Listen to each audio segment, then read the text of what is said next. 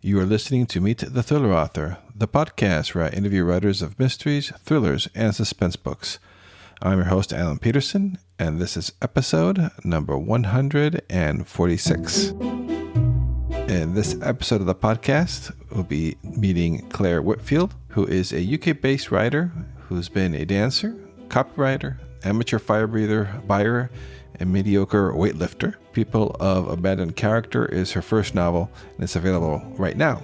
People of Abandoned Character is a historical crime thriller set against the backdrop of Jack the Ripper's hunting ground of the 19th century, told from a woman's perspective who believes her husband might be Jack the Ripper. I had a great time chatting with Claire about the intriguing premise of her novel, about the passionate world of ripperologists, about writing historical thrillers, going through that goth emo stage, and a lot more. So stay tuned for that interview coming here in just one moment. But first, if you're a writer and you're listening to this podcast and you want to learn how to outline a novel, or you're interested in checking out outlining, I'd like to invite you to check out my video over at thrillingreads.com/outline video, where I'll walk you through how I improve my outlining by watching James Patterson's masterclass. So that's thrillingreads.com/outline video. All right, here is my interview with Clare Whitfield. Hey, everybody, this is Alan with Meet the Thriller Author. And today on the podcast,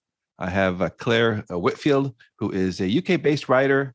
Her debut novel, People of Abandoned Character, is a historical thriller that is a reimagining of the Jack the Ripper murders of Victorian London, told from a woman's perspective. So I'm excited to talk to Clare about all that. Welcome to the podcast, Clare. Oh, thank you for having me, Alan. So before we get into the nitty-gritty about your book, can you tell us a little bit about your background and your writing journey so far? I'll just give you the headlines, otherwise we'll be here for a while and it'll be really dull. So I live in Southampton, which is right at the bottom of England in the UK, obviously in the UK, right in the middle. And there's absolutely nothing interesting about it, I don't think, other than the fact I'm pretty sure this is where the Titanic set sail from. So that's the only thing anyone ever knows about it. Oh, that's a good tourist destination then, a nice little trivia.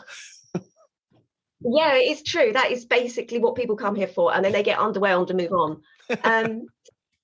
So my writing journey, really, I suppose I came to writing quite late. I've always had an interest in it, but I never really thought of myself as like a fiction writer. I have worked in editorial departments when I first graduated. I worked for B2B, like news writing, magazines, for a publishing house. And then I went into copywriting and advertising. And I soon learned that was a soul-crushing environment and probably the least creative place you could be. And then I ended up just sort of working in retail, in buying, actually. So most of my experience is in buying. And then about 5 years ago, I just had this sort of epiphany of thinking I really want to take time out and do a master's degree and see if I can write fiction. And that's kind of where it all started. And I used that year at the university to do that master's degree to try and come up with what I wanted to write. And that's how People of Abandoned Character came to be. And here we are. Oh, wow. So that was like your university project was the basis of this book? Sort of, yeah. It kind of by accident, really, to be honest, because obviously I was doing a creative writing master's. So we had to do lots of writing exercises and writing workshops, as you would imagine. And I was always really, I was a mature student, and I was in a classroom full of these, beautiful sort of bovine, bright-eyed 20-somethings feeling particularly decrepit and middle-aged. And I always sort of felt a bit of on the spot when we had to do these exercises. So I would draw on old ideas I'd used in the past, say, or had come up in the past, because I'd just go blank. And this was an idea that came up in a writing exercise years ago when I did an adult education class, and out of panic, I just used this, and it kind of developed from there, really, because people kept being intrigued by the idea. So by accident, and in the absence of any other ideas. I ended up using it, for my dissertation. Oh, that's pretty cool. And then you actually had it published too, because usually, they don't see the I know. day. So I kind of did it for the dissertation, and you know what? I got the lowest mark out of any of my modules for my dissertation. It completely dragged down my whole grade for my degree. And I then because I had to go back to work, so I just rewrote it, and I ended up rewriting it over the next year, like 7 times. Got to the point where I thought, you know what, I'm just going to try start sending it out to agents. So I think I finished the 7th version in 2016, and I got an agent in 2018, and I think he sold it in 2019. Yeah, so it's taken a few years. Yeah, good. That's good perseverance and patience that writers need to have and learn.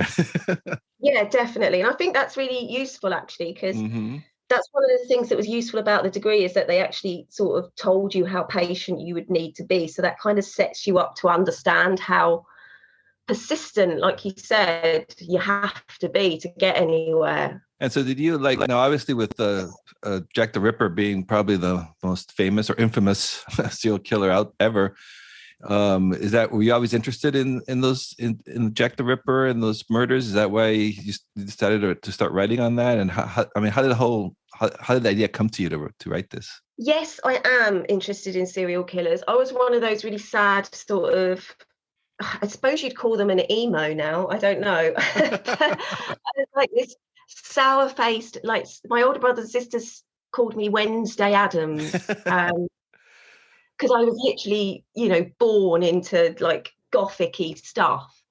And I started to get really interested, like a lot of, angsty young girls do, at about 12, into serial killers. So, I knew my serial killers. So, yeah, I actually was really hesitant about doing anything about Jack the Ripper. As any serial killer buff will tell you, he's, rolls eyes, serial killers for dummies, got to be more original than that. Not to be flippant about their crimes, but there's many others to study.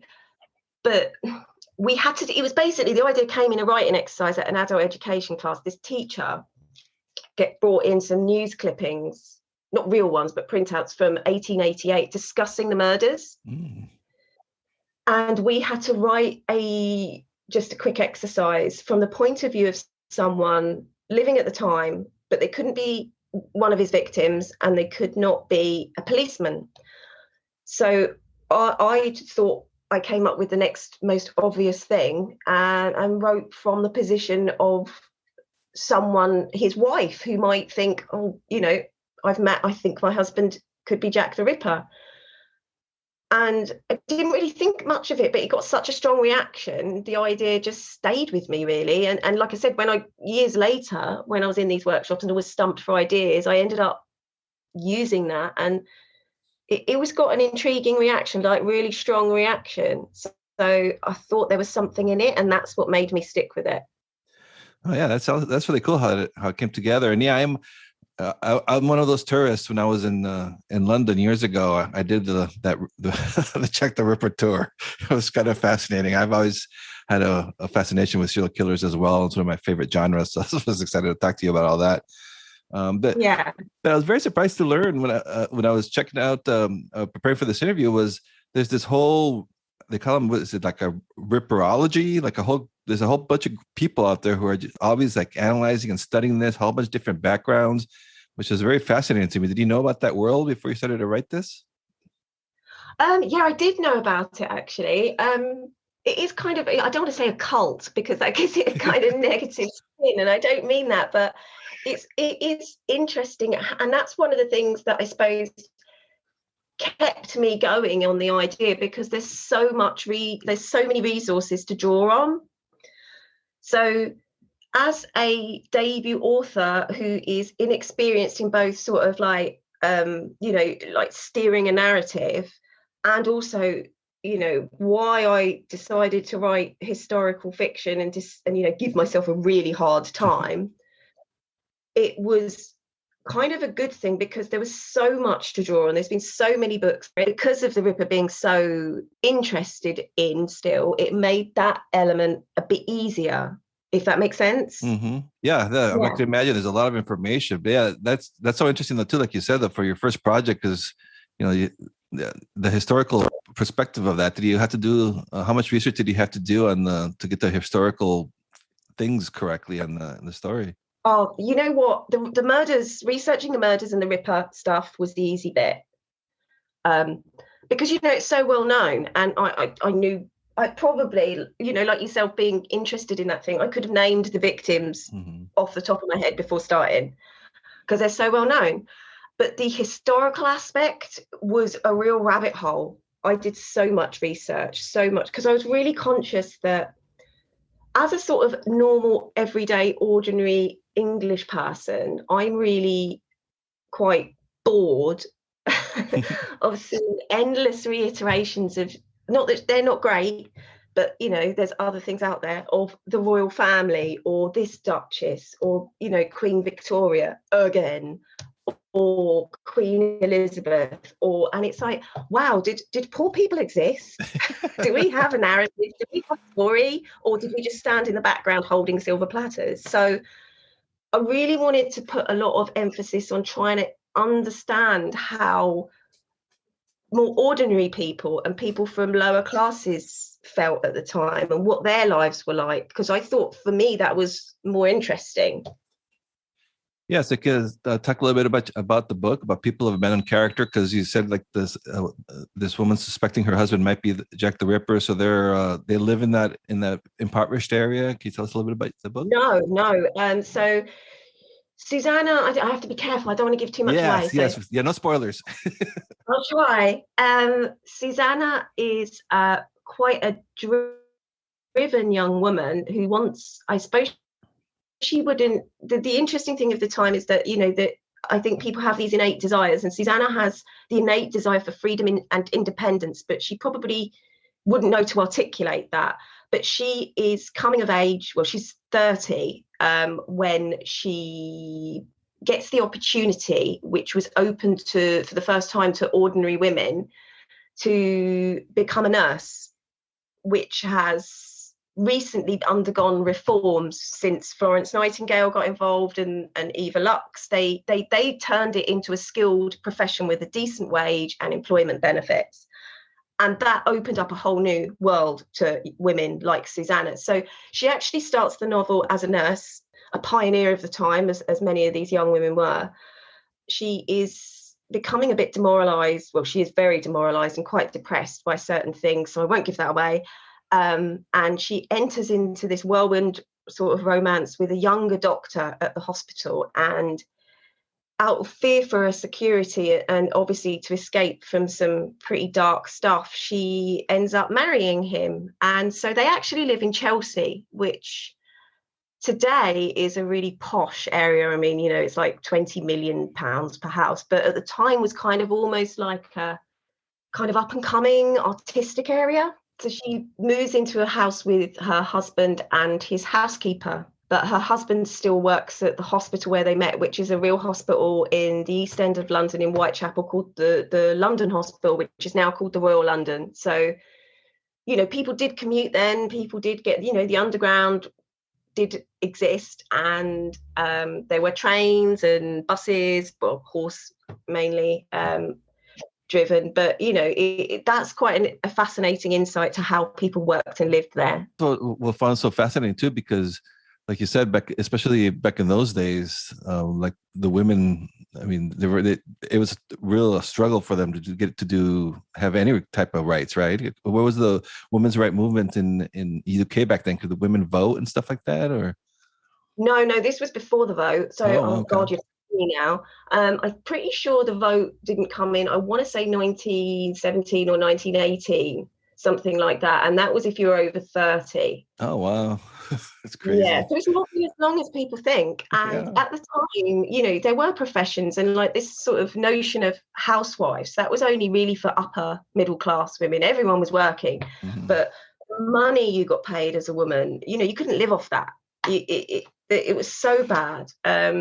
there's a lot of parallels, funnily enough, with today at that Mm-hmm. time, the way the economy is set up, the wealth inequality, the fact that so few people were really wealthy. A woman could not divorce her husband, for example. A man could divorce his wife based on adultery, but a woman couldn't divorce her husband based on adultery, unless I think there was got to be particular things. There had to be evidence of incest, which is quite particular. Mm-hmm. I think bigamy and perhaps domestic abuse, like violence. So everything was governed around who was going to support you.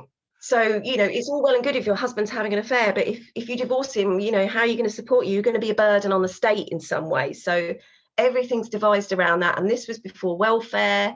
If you fell out of luck, you at the bottom of the pile, you had to go into the workhouse, which was like this horrible concept that people couldn't cope with. Families would be separated, children would be taken away from their parents, so people would do anything to stay out of the workhouse. Yeah, it was the same thing here in the U.S. too. I don't think the women didn't get the right to vote till like the 1920s, I believe. Yeah, right around that same time period as the UK sounds like. But yeah, it's just kind of crazy. So were you historical thrillers? Were you a reader of historical thrillers, of mystery, suspense before you started to write your book? Were you a fan of the genre? Yes and no. I wouldn't say I was a particular obsessive, but I do love a historical book, and I do love all things historical. So I love a bit of non-fiction as well. And I'm quite sad in the sense that I really enjoyed the research, as much as it was, a lot to do. I really, really enjoyed it, and I can bring the house down at a party, but probably not about my really sad knowledge about Victorian wallpaper and fashions. I wouldn't say no. I definitely am a crime novel reader, but I'm not too. Historical's good, but modern, as well. And how did you do all your research? Do you use like Word, and is that how you write your books as well too? I always like to know what writers use, the tools that they use. Do you know what? I use a lot of things. I use trying to think. Yeah, obviously Word. I write everything in Word, and I'm faster at typing than I am at handwriting. So generally, I do everything typed, unless I'm like brainstorming, which I know is a horrible word, so forgive me. But I would use I'm terrible for drawing maps of things, which aren't really maps because it's just like the ramblings of a madwoman and only makes sense to me. But I like to sort of just use massive pieces of paper like A3 or A2 and just write everything down and make spider diagrams and stuff. I also love using Excel, which it's like one of the more bizarre things apparently. I love a spreadsheet, but you know what, when you're researching, I don't know if you do a lot of research for yours as well, just to keep an order of things like timelines and stuff. Excel is amazing. Yeah, no, I'm a Excel fan myself too. I know people don't like the spreadsheets, but yeah, it's a handy tool. Yeah, you are, because if I say that, people look at me like I've gone mad. Yeah. And so is People Have Abandoned Character, is it a standalone? I'm assuming it's a standalone, or? It is a standalone, yeah. However, I did kind of leave it open at the end, just in case. So I won't say what it's about, but there's a nod towards another lesser known, shall we say, crime-based scandal that really happened. And there's a nod towards that as it resolves, as the characters resolve. So I always left it open. I said never again when I finished that book. That's it. I'm never writing historical fiction again. But I'm, now that time has passed, it's a bit like childbirth. I've forgotten the pain. So, Let's do it again. Yeah, why not? Sounds like a great idea. Before you start to writing, do you is everything do you outline everything? Are you that type of an organized writer, or do you just get the idea and then start to write from the seat of your pants?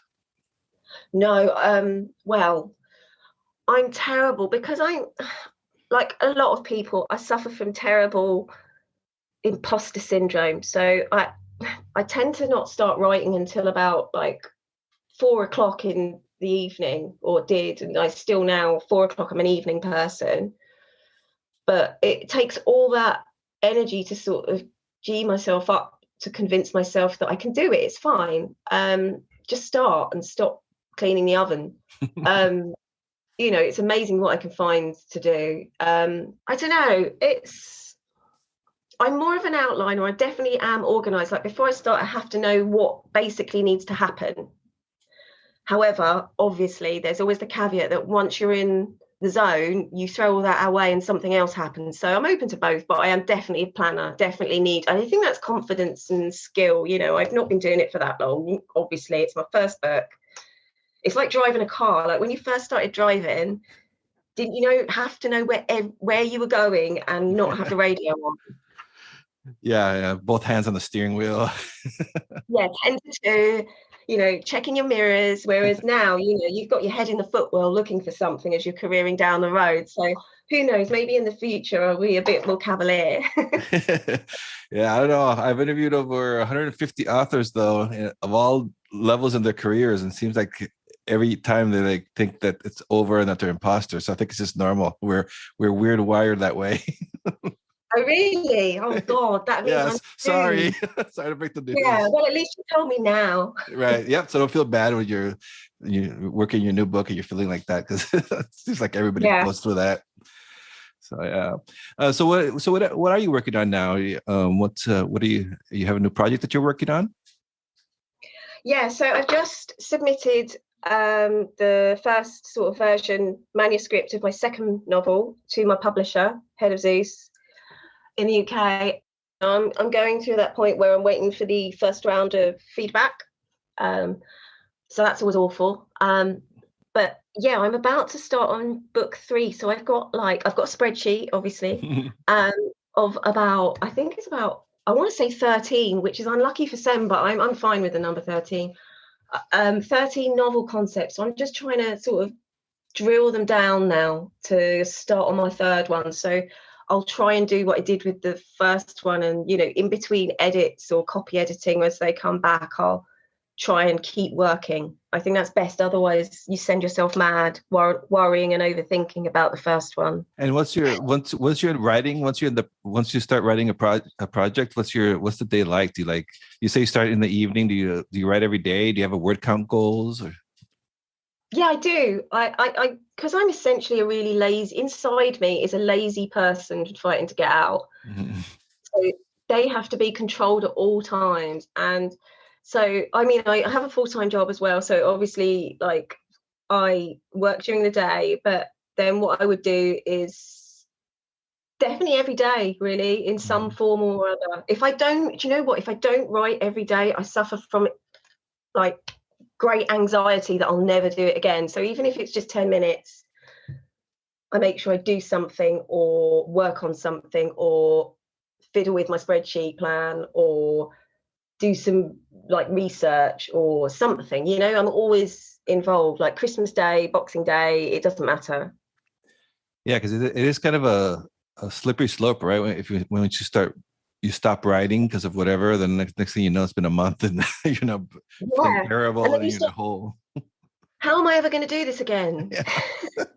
So before I let you go, I would like to ask my guests, because we have aspiring writers here, and so they can learn, any advice that you would have for an aspiring writer out there who's trying to write that first book. What do I say? Because there's so much advice and so much of it should be completely disregarded. I would say it's not going to chime with everybody, but from a personal perspective, I come from, not many people around me read. Yeah, I was the oddball, really, that I was the first in my family to go to college, let alone do anything, get a master, anything. So it wasn't from that culture. And be prepared to be discouraged by those closest to you who don't necessarily mean it in the best. Do you know what I mean? As in, it's a bit like telling people you want to be a rock star when you say, "Oh, I'm writing a novel," and they're like, "Oh." Yeah. Oh, yeah. So for me, I kept it secret because I didn't want that. When people would ask me, "Oh, you still writing?" I just wouldn't say anything. I'd be like, "Oh no," I kept it a secret, apart from my husband and my daughter, who were always my greatest cheerleaders. So you don't need to tell everyone everything. If you want to just hustle in silence and keep making progress, and do that. Be protective of your energy is what I would say, because there's a lot of people lining up to discourage you, and that says more about them than it does you. Yep, I was the same way too. I didn't, well, aside from my wife, because she'd be wondering what I'm doing in the computer all day. But yeah, I didn't tell my family, my parents. I didn't tell anybody. Yeah, it's like it's weird, isn't it? I think maybe if you come from a family where there are writers or musicians or artistic types in the family, they think it's reasonable. But when you come from a family where people are like, I don't know, from the Navy or welders, they just be like, is this a good idea? I must say too, I really love your cover for People of Abandoned Character. That must have been excited when you saw that for the first time. Yeah, I was. It's a bit like seeing your baby for the first time and praying it's not ugly. But I loved it. I love it. It was designed by a guy called Ben Pryor, I think. He works for Head of Zeus, and it was just really eye-popping, and it really captures the sort of gothic-y time, the font of the time and sleazy Victorian England, and especially London. I just love it. Yeah, it's an amazing cover. So People of Abandoned Character is out now, so people go check that out. And Claire, thank you so much for being on the podcast and talking to us about your work and writing. It's a lot of fun talking to you. Thank you. Thank you for having me. I really appreciate it. Thank you for listening to this episode of Meet the Thriller Author.